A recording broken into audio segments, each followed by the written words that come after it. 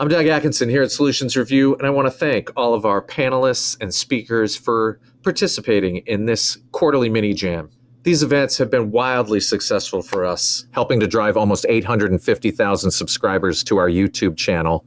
And of course, we are continuing to build the always-on community site at InsideJam.com, where you can connect with experts like you'll see today, along with colleagues and peers, and continue the conversation around enterprise technology. If you haven't already joined InsideJam.com, please do. And if you have, please invite a colleague to join as well. Thank you very much for being here, and enjoy this event.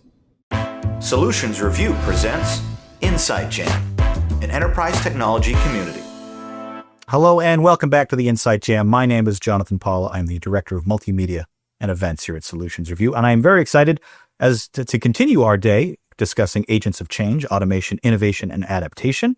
Our second panel of the afternoon is AI agents in proactive data management, governance, ethics, and architecture. We've assembled a great group of panelists from around the world to discuss this. And we'll start our introductions with our moderator, Cher Fox. Thank you for being here. Appreciate your time, one and all. Cher, why don't you tell the audience a bit about yourself and maybe your expertise in this field? Thank you. Thank you for having me. I'm excited to moderate this session.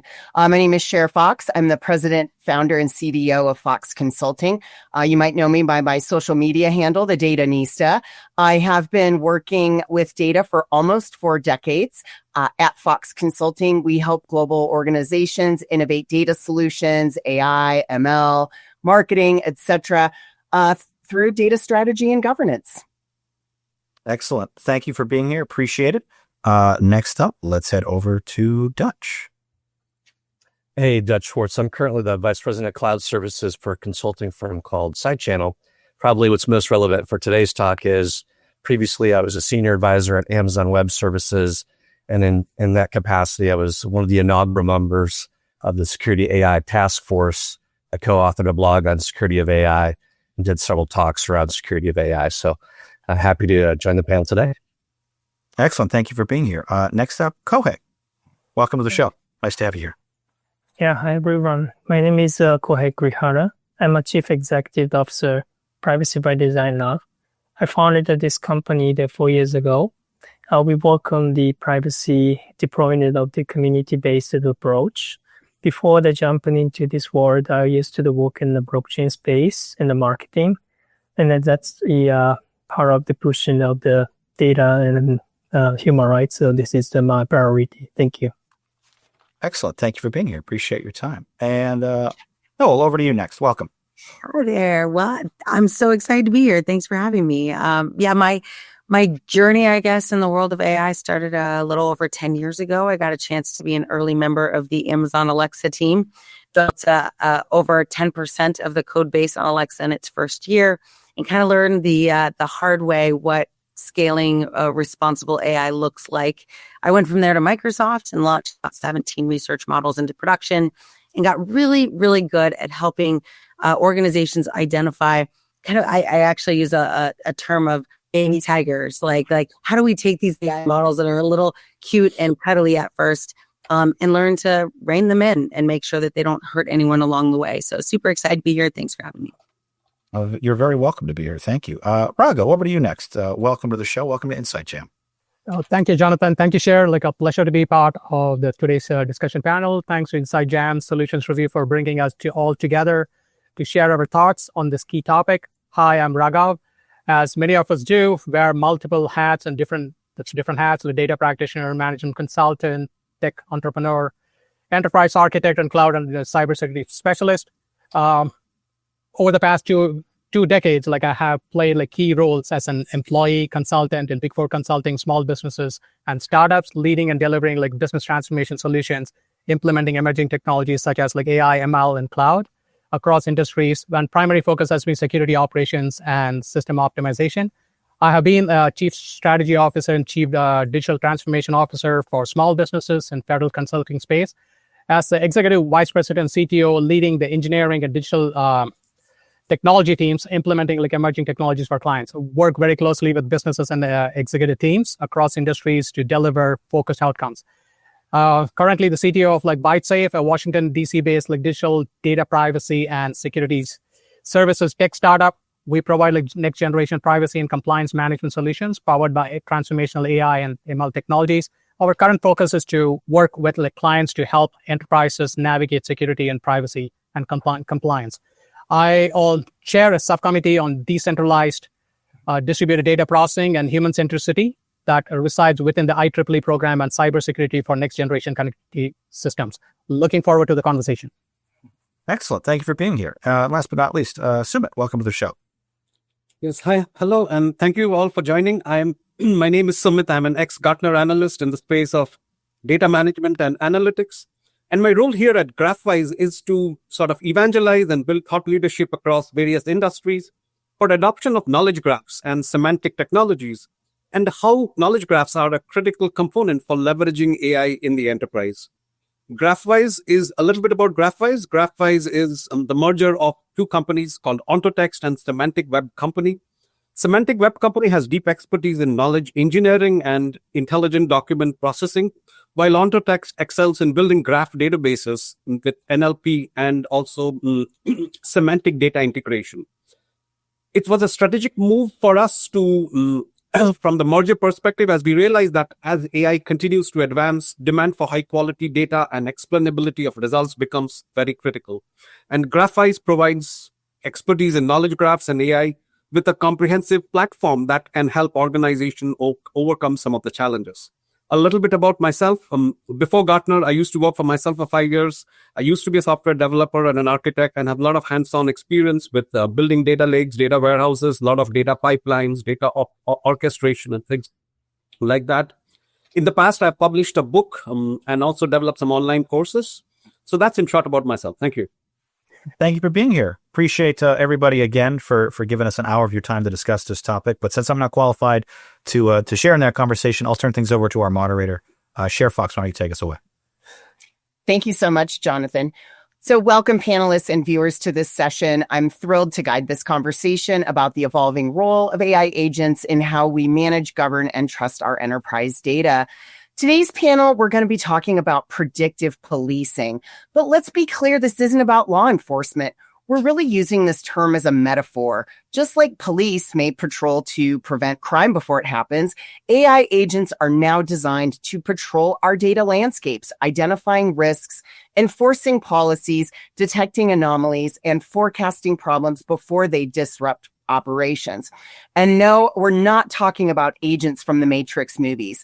These guys don't wear sunglasses indoors or dodge bullets in slow motion, but they are here to stop threats before they spread. In our enterprise world, predictive policing means proactively managing compliance, security, and data quality, not just reacting after the fact. It's certainly a shift from manual oversight to autonomous, intelligent enforcement. And as these agents become more capable and autonomous, big questions really emerge around architecture, ethics, and accountability. And that's what we're here to explore. So let's start by unpacking what we mean by predictive policing in the enterprise and how this metaphor applies when AI agents are used to monitor and protect data environments. So Kohai, I'd love to hear your perspective on what does predictive policing mean in the enterprise context? Yeah, thank you for the questions, Jer. That's the very remarkable topics that we have to discuss this moment.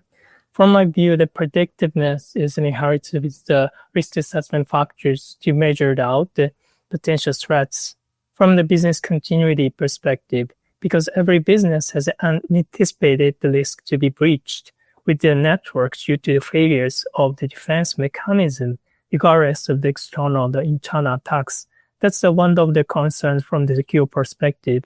To be secure to store the customer information, that can be very important to be an asset, which is the business value, not just only for the compliance with the regulations, but also be a corporate assets to keep the business successful in this digital domain. So that's the predictive police is the one of the factors to maintain the business elements from the context like that. Wonderful. Thank you so much for helping explain that in a little bit less technical terms. Dutch, can you help us understand what does it mean to patrol the data landscape using AI agents? Yeah, I'll stay with the theme, right? I like the way that you framed it initially, right? So patrolling the data landscape, if you think of, for those in the audience who are have a security background or are familiar with security frameworks, the NIST has a cybersecurity framework that many organizations use. And one of those aspects of the framework is detect, right? It's one of the critical functions that you do.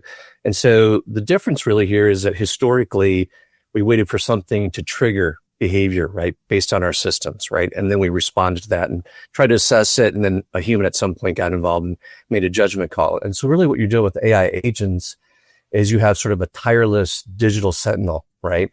Who's always out there looking for things to happen, right? And I would say that what they're looking at is anomalous behavior. They're looking at the integrity of your data, right? And one of the things that AI is particularly good at relative to humans is it makes inferences, right? It's able to do some subtle calculations and look at things that, frankly, a human might not be able to catch. So it's a really cool time, as Kohei mentioned, right? To be able to use autonomous or at least semi-autonomous AI agents to help you really do that detect function within your cybersecurity domain. I loved how you used the word and term digital sentinel, more matrix terminology. I thought it was a callback. Yeah. Good job. Way to stay in theme. Sumit, where are you seeing demand for these proactive systems inside the enterprise around data quality, risk, and compliance? Yeah, during my Gartner days as well as my days at GraphWise, what I have seen is all organizations are trying to become data-driven organizations, right? They're becoming data companies. However, they are stuck at this information stage where we call it like the data stage, the information, knowledge, and wisdom stage, right? And they're unable to take that leap from information to knowledge. And the reason is because a lot of the organizations have allowed data to lose its consistency and precision of meaning. And the reason I bring this up is, again, because of data quality risk, and compliance, right? And this has happened because of data as well as metadata silos. And this is where GraphWise as a company, which is building knowledge graph platforms, comes to the rescue because we are adding more context to the data, context that is essential for strong outcomes with AI, and not just integrating data, but integrating semantically data across the silos through relationships and richer metadata. And by capturing these relationships and interdependencies is very paramount in terms of effectively building the predictive or identifying the predictive elements of the data. So what I'm also seeing is definitely the proactive quality data testing is shifting left in terms of test as early as you can in your development cycle. In data engineering, this means that you want to do any QA at the source level and not do it at the production level. Data observability, for the same reason, is good to monitor the changes that are happening or the anomalies that are happening during production, but it's not necessarily proactive. So what I see is, yes, in risk and compliance, in data quality, knowledge graphs that are built with RDF or semantic technologies are vital component to provide semantics and context to do risk and compliance analysis as well as data quality checks. Thank you. I love how you have kind of a 3-pillar system of info, knowledge, and wisdom at that stage and really identifying it as something that's positive. Raghav, what are some signs that an organization is ready or maybe not ready to shift from traditional reactive monitoring to that more proactive AI-driven enforcement? It's a good segue, right? Like from data quality and then data cleansity and everything like that. See, organization is ready to make a shift from traditional to reactive monitoring to proactive AI-driven enforcement. For example, observability agents, automated remediation, policy-aware action-taking AI. When they have few things in place, one of such things are like technical maturity, cultural readiness, and trust in automation. Everybody is automating right now. And then data-driven, like Sumit said, like a data-driven approaches and algorithms are up the wazoo. So some of the key clear signs that an organization is ready for AI-driven enforcement, I classify it as like having a strong data governance framework and well-defined access control. And also a well-understood like, data pipeline and maturity observability infrastructure in place so that people can observe, track, trace, and then track like what's going on with AI agents or any of the activities they have implemented as part of AI adoption. And also like a proactive data management and sufficient historical data readily available and accessible for any of these models because data drives everything. And also a measurable like data quality standard and the human in loop, which is very critical because you need to build a trust factor. No longer it is like humans versus like AI agents. It's commingling, working together with agents, or however you put it. Finally, a clearly defined like AI maturity model that already exists and promotes like automation culture within the organization helps you to show that the organization is ready or at least in a good stage to move forward to implement like any AI-driven like enforcements. And conversely, some of the signs like that also indicate an organization is not ready or like fragmented monitoring and poor observability infrastructure. And we all have seen this. A lack of accountability and resistance to automation is not a good thing. And also there is no real sandbox or test environments for people to like test the models before they push it in production. So finally, I would like end it with like in this era of AI, agentic AI is no longer just a tech refresh or a shift. With data as a fuel, it's also a governance shift. You mentioned culture, and I have a feeling that word is going to come up a lot in our conversation today, as well as we're going to be using the word shift quite a bit. Absolutely. I totally agree with you. Yeah, I think these are going to be keywords in our conversation today. So, Noel, how does shifting to proactive enforcement impact data teams? And I'm hoping these are going to be very positive, and their collaboration with compliance, security, or business units.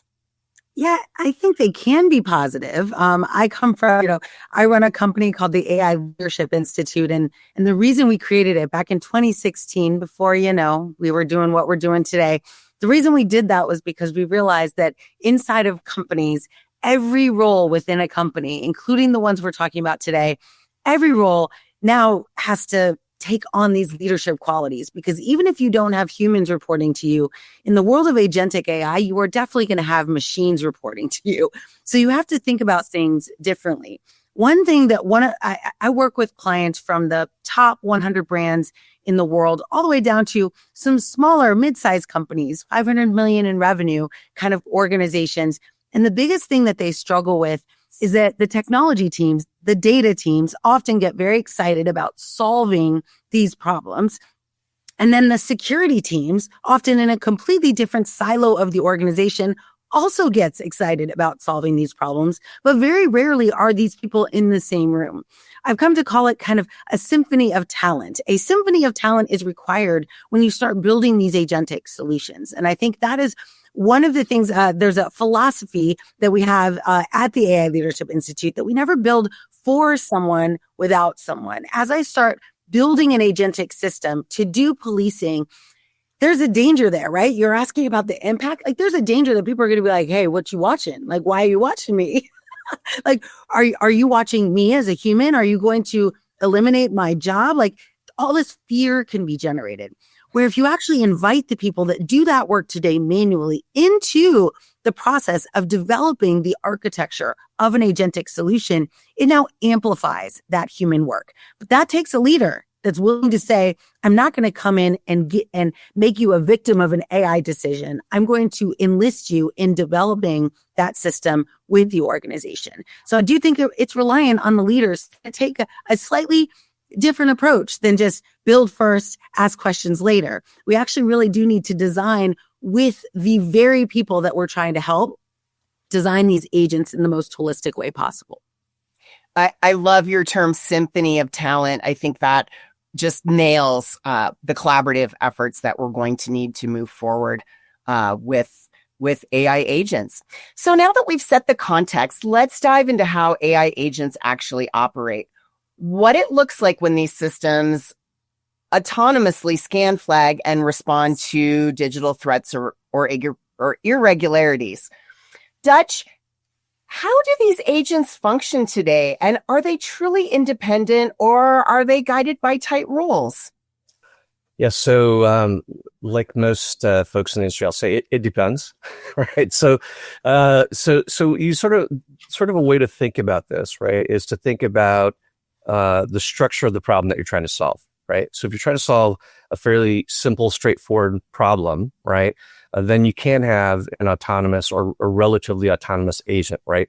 And what does that look like? Well, that looks like I understand the problem really well. I've seen a lot of attempts at this issue, right? I know what good looks like, right? And I have sort of a corpus of data, right, around what is the structure of the answers that there should be. But most problems are what the industry would call wicked problems, right? So that term was coined back in the 70s. And wicked problems are things like economics, politics, complex systems problems, right? And so when you're talking about wicked problems, which is a lot of what you're dealing with when you're trying to think about responsible AI and the security of the AI outputs, right? Those are more complex. So what really most people think about is two things. One, break the process down into structured steps. That tends to work much better with AI agents, right, in that workflow.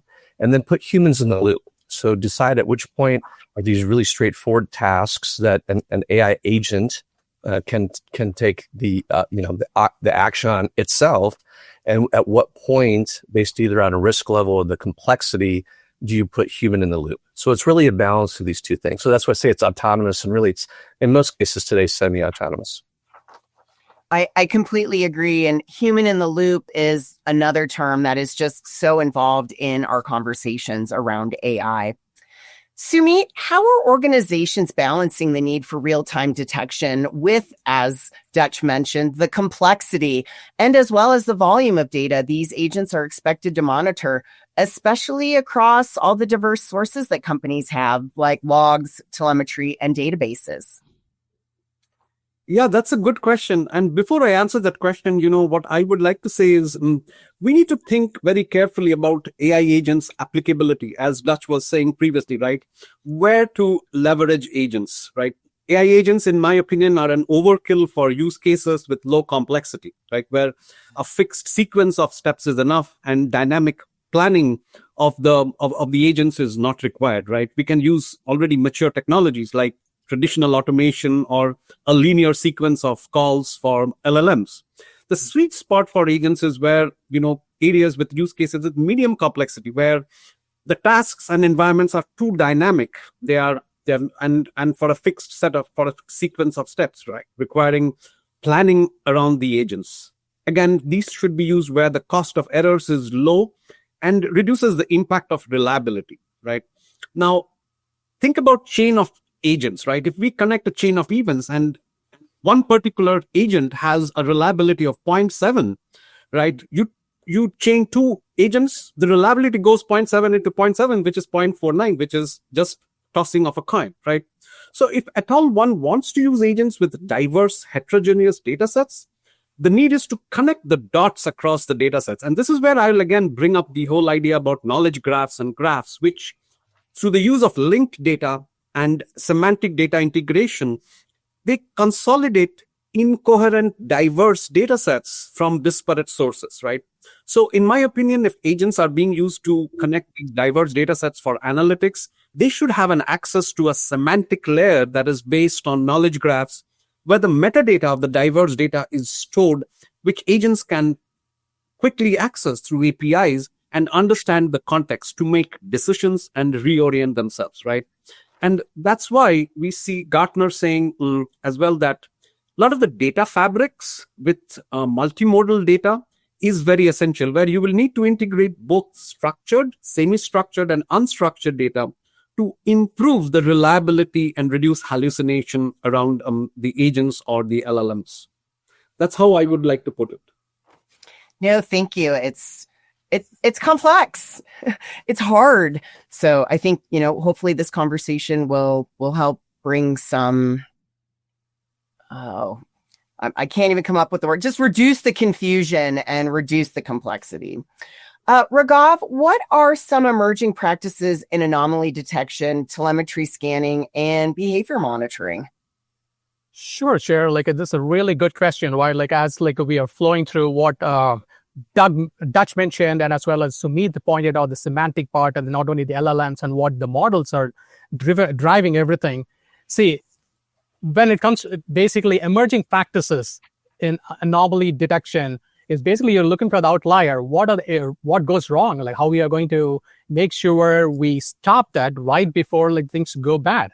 And also telemetry scanning is not only like used for like improving the performance and a lot of the behavioral monitoring of the agent itself. It's more than that. And as Dutch rightly pointed out, agent AI and then agentic AI, they are two different things. But at the same time, to dive into this like particular question is emerging practices in anomaly detection, telemetry scanning, and behavior monitoring are increasingly driven by AI, mainly observability, data fusion, and real-time automation.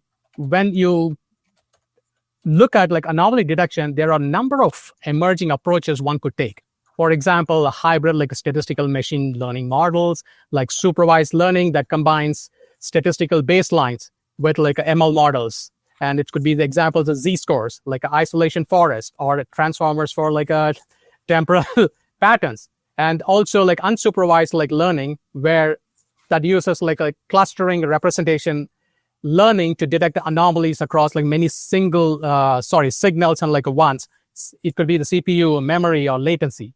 And also like streaming and like edge-based like detections also play a big part and big role, where particularly like which is very useful with the IoT, robotics, and distributed edge clusters. And deep learning for anomaly detection is very, very important. And then also real-time anomaly detection systems are playing a big part to kind of like catch some of these outliers.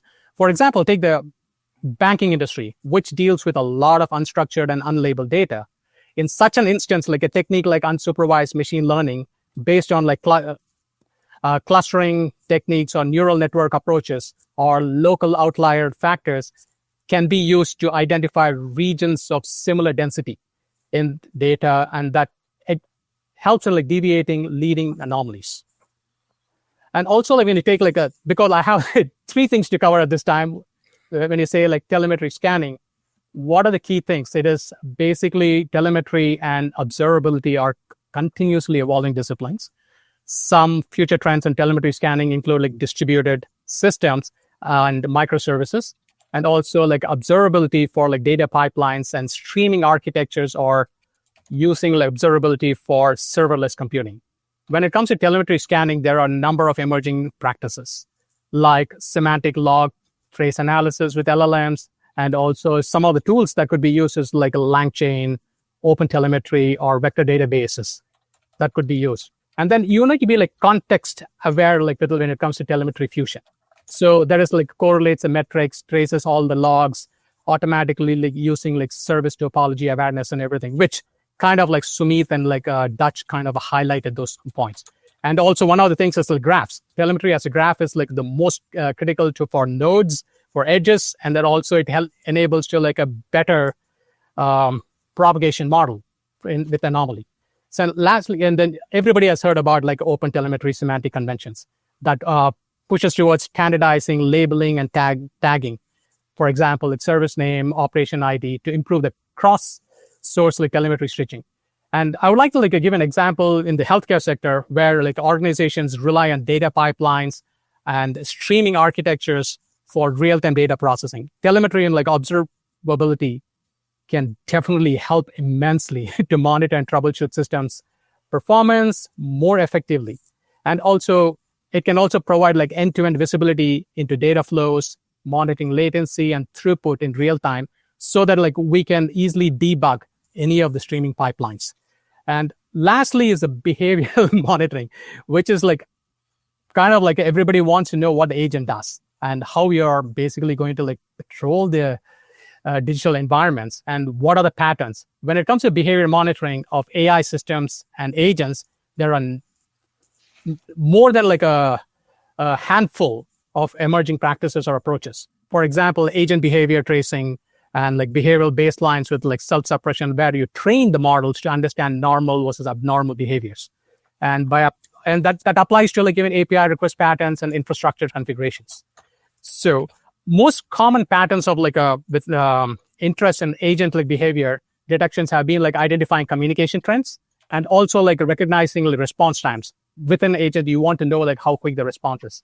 And lastly, to end this, like I would like to say like emerging practices that include like things like AI and machine learning integration and advanced threat detection is in large data sets is being the key. And these practices are widely used in cybersecurity threat analysis. Hope I tried to cover like all three things like to the best I can, because it covers each and everything is a separate discipline. Each and everything tries to like address separate concepts. Hey, Noel, what do you think about what Raghav just had to say? It was a lot. It was a lot. I was just thinking, sometimes it's useful to kind of know how this works in practice from a business perspective, what people are investing in. I think it's always useful to kind of say, like, yes, there's a lot of details that goes into this. I actually teach a class on Maven called Agentic AI for Beginners. And everyone who joins it, they realize immediately that there is no such thing as Agentic AI for Beginners. But one of the things that one of our students uncovered, which is a principle that I had built hundreds of times for my clients, is this concept of intelligent failure discovery. And so imagine, if you will, all of the different mechanisms that you just mentioned, right, in detail, a bunch, from anomaly detection to ingesting sensor data to looking across for pattern recognition. All these types of solutions, specifically in policing, allow us to identify potential challenges long before they happen. And that's what I think, like, using the word policing, I do think is a little triggering, especially for for the people that do this work right now. They're like, what do you mean you're going to police how I do what I do? However, what I do know to be true is something I say quite a bit. You're one acquisition away from the Death Star, right? Like, whatever you do, like, if you do not weave into the fabric of how you build your solution, your agents or your autonomous systems or just your AI solutions generally, if you're one acquisition away from someone to come in and go, well, this team you built, we don't need those people, these checklists, we don't need that. So this is why the world of policing agents becomes so exciting, because we can build agents that are woven into the fabric of our solutions to ensure that all of the good ideas that we had as engineers, as data professionals, that they can't just be plucked out, even if I personally am not on the team. My work, my ethics, my desire to build systems that serve everyone, I can weave that into these policing systems that actually show up right inside the workflow. And so I love the detail that you offered, but sometimes I think it's nice to just kind of think, how are companies actually investing in these exact systems right now? And they're building these policing systems to really reinforce the responsible AI practices and initiatives that they've designed in many cases years ago. You're absolutely right? Like, you don't need to call it as policing. It's more than like, you need to have these core fabrics so that it's not data alone, models alone driving everything. Agentic AI is not going to go away. But like, at the same time, like, if you look at it, you need to have the fabric and right foundation in place so that you can manage, monitor, trace, and then improve on what is there today in the future as well. Thank you so much, Raghav. Kohai, what's the line between automation and autonomy in this kind of architecture? Yeah, thank you for the question. So time is limited. I'll make it quick. So from my view, it's very important to design in the architectures. So the automation is most taken into the drivers of the components of the centralized governance model, which has been traditionally the move in these operations. However, the autonomy is just taken into the more tended to be rely on the decentralized model with architecture model. So which is totally different of the principle, thanks to the AI deployment, which is becoming a change of the operational status. So that's a very significant point to indicate from my view. Wonderful. Thank you so much. So we're talking about a lot of concepts and a lot of applications, But let's talk about what the technology is under the hood, the kinds of data architectures and technologies that are powering these real-time proactive agent pipelines. So, Raghav, how do you ensure low latency decision-making, traceability, and scalability? See, again, to ensure like any kind of like low latency or thing, AI systems are designed to act autonomously and proactively. It requires a well-architected framework that balances autonomy with controls and performance. That would in turn ensure like low latency decision making as well as traceability and scalability while implementing and adopting to like agentic AI. See, one of the ways like I've kind of like seen is implementing MLOps that would help so that the machine learning models are deployed, monitored, and maintained efficiently. That also helps to enable applications to deliver real-time responses, not only at speed, while also remain scalable and reliable. And some of the approaches like I have used, so like to reduce latency from agentic systems in decision making, includes like edge computing and local inference. So that is like deploy models on the edge so that you can like see what are the round trips to reduce the round trip time to cloud servers. That's some of the things like which is like can be quantified. So, and also there are also event-driven architectures where like agents should like respond to events in a real time in a particular way. Some tools I have used is like Kafka or like MQTT, and also using like a reactive programming or to prioritize responses. And also the key important thing is like having some kind of a precompiled like decision trees. So that's like policy caching, and so that like people can like reinforce any of these learnings and everything. And when it comes to like traceability, we need to ensure that like all agent actions can be audited. That's and understood. First thing is you need to understand what are these agents doing, why we are even using these agents, and what's the main purpose of it. So we can take like steps like action logging, and also like develop like vision models and policies, and also create a governance layer for ethics. Those are all some of the things which you can kind of use to. And finally, scalability is very critical when it comes to scaling any of your models from your sandbox to your production environment. You need to make sure to enhance scalability. You need to ensure that agentic AI systems can scale across many users, tasks, and environments. So some of the things like I've used and which we can apply is like microservices architecture to encapsulate the agents in independent services that can like scale horizontal, and also like use like orchestration tools like Kubernetes or Nomad to manage like agent instances as well. And also asynchronous task management also plays a good way. An agent should run asynchronously and be stateless when like possible, whenever it's possible. And then queuing by using like tools like a RabbitMQ, Celery to distribute the workload efficiently helps with like scaling. And memory plays a big role, like irrespective of what it is. Compute is money. Compute is everything at this time. So using like distributed data stores or sharing across like cross agents also helps. And finally, one more thing that I would like to add is like vector DBs for shared memory when agents like access large context spaces. And also load balancing and rate limiting is also a key component. So dynamically scaling like inference, and then also planning based on usage and monitoring the rate limit like helps you to prevent overload. So these are some of the things like which I kind of like see to ensure low latency, decision making, traceability, and also scale your agentic AI to be more efficient and then improve performance. Okay, great. Thank you so much, Raghav. Noelle, what's the stack behind your AI agents? Oh, that's a good question. So here's the good news is that there, as many of you know, there are thousands of different ways, architectures that you can use. And I think it's important to kind of recognize that there is a difference between how you architect an agentic solution and and then the infrastructure that supports it.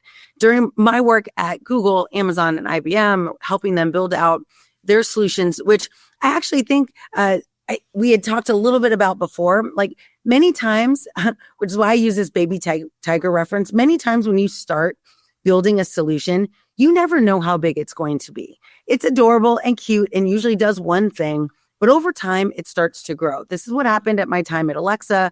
I was employee 10 on Alexa. And when we started, no one was using it.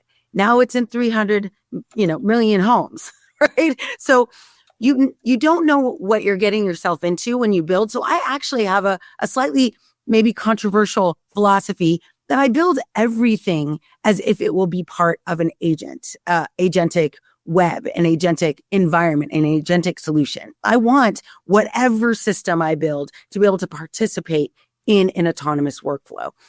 That being said, the stack of technology, granted, I'm a Microsoft MVP, which means I was given an award for the work that I do on Microsoft AI, but I grew up at Amazon. I love Google, right? So I'm a Jill of all clouds, as they say. But my tech stack typically ends up being some level of an agentic framework, and not a framework like an ideation framework. I mean, like framework. I grew up on semantic kernel. I was one of the earliest testers of semantic kernel, and this is where my stack begins. Semantic kernel is actually technology agnostic, but it provides an orchestration layer. For some of you who are cloud, I think most of the panelists here come from kind of enterprise cloud backgrounds. Like back in the day, right, we went from building individual services to taking those services and deploying them into some kind of containerized platform. We're doing the same thing with agents, right? We need a control plane so that we're not writing security, authentication, authorization, RBAC for every single agent. We're going to want to build a tech stack that allows us to actually do that as a whole. So I always encourage companies. The good news is you probably already are in a cloud. So take advantage of the cloud, like AI and specifically agentic AI. It's as secure as you are. So use the work you've already been building in your cloud solution and apply your agentic models to that. See, agentic AI, I would like to add one point is it's a new breed of intelligence designed not to just respond, right? But it also helps to decide, coordinate, and make decisions and act. And you need a foundation. That's what exactly as Noel is saying. Without this foundation, you are not feeding intelligence. You are just feeding confusion. Thank you so much, both of you. Kohai, what role does human feedback loops or policy injection mechanisms play in real-time prediction and correction? Yeah, my view is the agent is not the promises to predict accurately in the loop of the feedbacks. The human intervention is adjusting of any of the mistakes and setbacks from the AI identification processes. That might be the lies with some of the questions. As for the one example is the past case is in UK, the taxi driver identification system was not being working properly due to the failures of the facial recognition technology to authentication the specific Uber drivers to accesses of the Uber service. Due to these failures, the Uber driver was not able to get the salary from this system. So that's been arising with some of the questions. So we always just see the standout, both of the system and the human beings to be working together to check whether the data process to make it accurately. Otherwise, a victim is existing in the data of the the AI period. So that's becoming a concern. So the data protection is the one of the trial at this moment. The challenge is for all the system to find the best way to both the existence of the human and the automation altogether. Thank you so much, Kohai. Dutch, what's changing with LLM streaming data and vector databases being woven together into these agent pipelines? Yeah, and so that's a great question. It kind of ties together the last couple of answers. So first of all, sort of in kind of everyday parlance, so people who don't necessarily have a long history of working in AI day to day, we're sort of using LLMs and it's kind of a conflation, right? Large language models are in of themselves a thing, but there's certainly small language models, right? There's other approaches, as Noel mentioned, right? So what you're seeing is there was this movement towards large language models, 24 months ago, 28 months ago. And what you've seen in real world applications is sometimes it's actually more efficient and more, there's a higher efficacy, meaning that the answers, the outcomes are a higher degree of confidence for you to actually use a small language model. So I just want to point that out, right? So we sort of use these terms as if they're all interchangeable, but they're really not. But one of the things that's really happened, and I'll do call back to what Sumit mentioned, is the ability to use semantic search, right? So when you look at vector databases as an example, and again, as a user, even as a CEO of a company, you may not need to know the details of this, but think of it this way. What a semantic search allows you to do is use natural language. So you could say a phrase like, my laundry room is flooded, my pipes are leaking, or I need a plumber, right? And a semantic search will understand that those things are actually an approximation for the same thing, meaning please call a plumber, right? So that's the difference, right? In kind of just simplistic terms, because I don't want to get overly technical about it, right? Or if you're looking for a book in a library and you didn't know the exact title or the exact section, right? You could say, Teenager Magic University, right? And you're going to get Harry Potter and related things, right? Semantic search is very, very powerful, right? But you do have to secure that a little bit to Noel's point, right? So there's some nuance there, because using retrieval augmented generation to make that call, it is a bit of a different architecture. It's newer for some companies, right? So I would just say that the good news is a lot of these concepts, to Noel's point, are not new, right? So again, I think of like I have 6 kids, right? They range from teenagers to in their 20s. Yeah. So I always ask them. And so when I started talking about AI and doing talks, I'm like, hey, what do you think AI is? And frankly, shout out to Noel, it was Siri, it's Alexa, it's Hey Google, right? And I'm like, cool. Those are machine learning. Those are not AI, right? AI is a superset.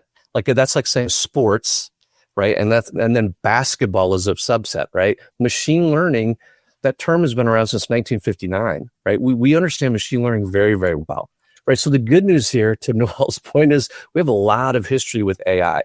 It's sort of the zeitgeist has raised with the chat GPT sort of for the average person. But we have a lot of experience with it, right? But you need to think about, there are some nuances to Raghav's point, right? Of how they operate. And there's also a little bit of sort of the ability to think that, it feels like a human, right? So you have to think through those processes, but we have a lot of history. So those are some of the new things, and Kafka, as was mentioned as well, right? That ability to do real-time streaming is important. I couldn't agree more. Sumit, I'm going to put you on the spot here. Are we ready to trust AI agents with our decision making? I would say we are somewhere towards the lower end of the spectrum, right? As I said, one of my challenges when I'm working with agents is, if I chain agents, like the same example I gave earlier, right? And one of them has an accuracy of 0.7 or 0.75, which is still pretty high. And I chain multiple of them, the whole reliability goes down, right? You're multiplying 0.75 all the way, and then it's as good as tossing a coin. So I guess we are still not there. It's a long way, right? However, I think a few months back, Gartner came up with this whole idea about an AI agent triangle, which they say is that agents 1.0 are sort of struggling to simultaneously achieve high versatility, capabilities, as well as reliabilities. You can choose 2 of them, but you don't get all 3 at the same time, right? And the explainability aspects of AI models is also, there is a disconnect, in my opinion, between market expectations and the general purpose AI agents, which should be able to take up more broader scope of tasks than what is possible today. That's where I think is the state of the art right now. I love that. And while you're still kind of in the mode, Sumit, what's like your 30-second or less best piece of advice for companies to start working with AI agents? I would say, as we start with anything, like whether it was cloud, whether it was ChatGPT or LLMs, keep experimenting with agents. Start small. Choose your use cases correctly so that you can show business ROI, right? Without that, everything else, technology is meaningless, right? So that's where I would say start small, but keep an open mind and keep experimenting. And the part about AI agents is whatever we build today, we know ourselves, our kids and grandkids are going to use in the future, right? So we need to make sure that we adhere to the right kind of ethics in terms of explainability, as well as, mitigating bias and things like that. That's where I would, sort of put it together. Thank you. Kohai, what's your 30-second or less, how can companies get involved? Yeah, I add in some of my comments to the Sumi. Making a quick start is very important, and to be accounted to the stakeholders when you are starting to the specific agents that you should be making a promise to the users, the other stakeholders. This agent might be protected to your own rights, and making secure your the benefits. So that's becoming so important under the transition of the data protection, the privacy perspective. Wonderful, thank you. Dutch, what's your top tip? But I'll just build on what's been said, right? So pick a workflow that you understand really well, whiteboard that out or do it on a digital whiteboard, and look at pieces of that, break it into steps, right? Andrew Ng, who we all know, he talks about this, right? Break it into structured process, right? And pick a piece of this, as they both said, right? That you understand really well, and do something that's low risk, that you understand, and that you can get a quick return, because you're going to make mistakes because you don't really know what you're doing. So pick something that's not high risk, that's not a huge impact, and get to know it, right? Make quick iterations, do that minimally viable approach, right? That we do in cloud and other engineering environments. So start small, use a structured process, build from there. Wonderful. Thank you. Noelle, your final thoughts. I mean, the AI Leadership Institute, you have to be leading this charge. Absolutely. Yes. I will say that we have a couple of mantras that we use. One is to be a doer, not a talker. That in the world of this type of technology, it is easier to build than even to think by yourself. Like, it is easier to just use your words. But that being said, the second mantra we have is clarity over velocity. That as you have tools that can massively speed up your ability to solve a problem, the most important thing you can do is take time to actually become clear on what you want. Many of us here know that when you start building an AI project, the easiest path to failure is to just not know what success looks like, not have defined a single metric of what success looks like. And then the last part of that equation is building on what Dutch said about minimum viability. But I take it a tiny bit step further and build for remarkableness, build for delightfulness. You can build a lot of viable things with AI today. You can vibe code an entire platform in like an hour. So build for delightfulness of your user, of your stakeholder. How would you get them to have a reaction like, that is amazing, that's awesome, how do we do more of that? We control, as the builders, we control that ability to delight our users as well as solve their problems. So why not take that approach? Wonderful, thank you. Raj, quick hit. We're getting ready to wrap this up. What's your top tip for companies looking into this technology? I think pretty much everybody in the team covered a lot of the things. One thing I would say is do it for purpose. Don't just do it for competition. Just don't try to do it just because your competitor is doing or somebody else is getting into the AI game. I would say keep it simple and do it with purpose, and then make it a business solution rather than just doing it for the sake of, oh yeah, I'm also into AI. I love it. Do it with purpose. That's a great way to end this discussion. So we're going out strong here. A huge thank you to all of my panelists for sharing their insights on the architecture, ethics, and real-world impact of these emerging systems. Thank you to our viewers, and please keep this dialogue going on your favorite social media platform. And back to you, Jonathan. Excellent. Well, thank you, Cher, and thank you one and all for your time over this past hour. It's been a pleasure listening in on this conversation. Before we go, though, in the final 5 minutes or so here, I'd like to invite each of you to plug whatever you'd like to send the audience to, whether that's your latest book, a podcast, LinkedIn profile, your consulting business, your company solution. Sumit, we'll start with you and go counterclockwise. Where would you like to send the audience? Sure, yeah, I am... being an ex-Gartner analyst, I do a lot of work with thought leadership. I write blog posts, I write books. I also talk at a lot of conferences worldwide and in the areas of data management, data analytics, machine learning, and AI. So reach out to me if you have questions around that where I could help. Yeah. Excellent. Appreciate that. Raghav, over to you next. 30 seconds or less. Sure. One of the things I'm kind of working on right now is a decentralized distributed data processing. The best way to get in touch with me is via LinkedIn, or you can also send an info at Byte safe.com if you want to get in touch to know more of our services and some of the consulting and management services that we offer. And primarily, I would end with decentralized distributed data processing. Human centricity is picking up momentum when it comes to not only AI and then next generation connective systems. And if anybody is interested, I would be more than happy to collaborate and work with you all. Excellent. Thank you very much. Well said. Noel, over to you last. Or next. I thank you. I think one of the biggest things you can do is learn by doing, right? Put your fingers on a keyboard and build something. So you can go to my name. It's right there on the screen, noel.ai. It's my website. It has a community. You can join and take my AI Agent Builder class for free. So hopefully that'll be helpful to you to get you on this journey. But the most important thing you can do is just build something awesome. And I'm here for it. Excellent. I love that message.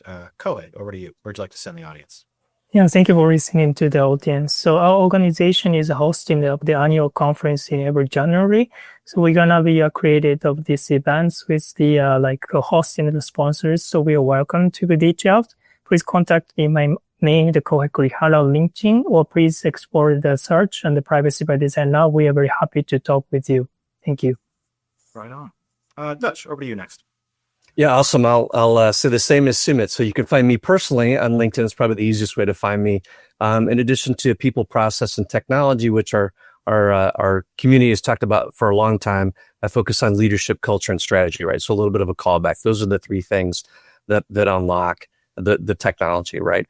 In terms of my company, sidechannel.com. So if you want help with AI governance or how to secure that AI, we'd be happy to help you out. Thank you very much, Dutch. Appreciate your time today. And last but not least, our moderator. Y'all know where you can find me. I'm on Insight Jam the first Friday of every month, hosting the jam session. So we've got another one coming up tomorrow talking about data governance. You can also find me on LinkedIn, and I will be speaking at the Denver Dev Day in Denver at the end of the month.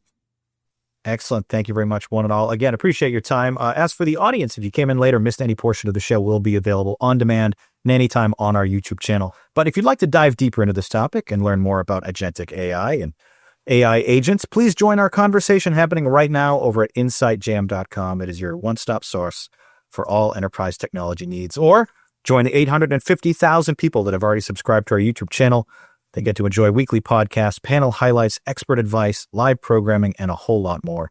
Speaking of all that great programming, coming up in just a few short minutes, Tim Cordovinas has another expert keynote for us. The future is solo.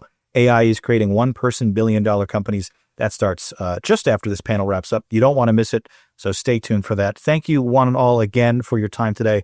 My name is Jonathan Paula. Thank you for watching, and we hope to see you next time. Bye-bye.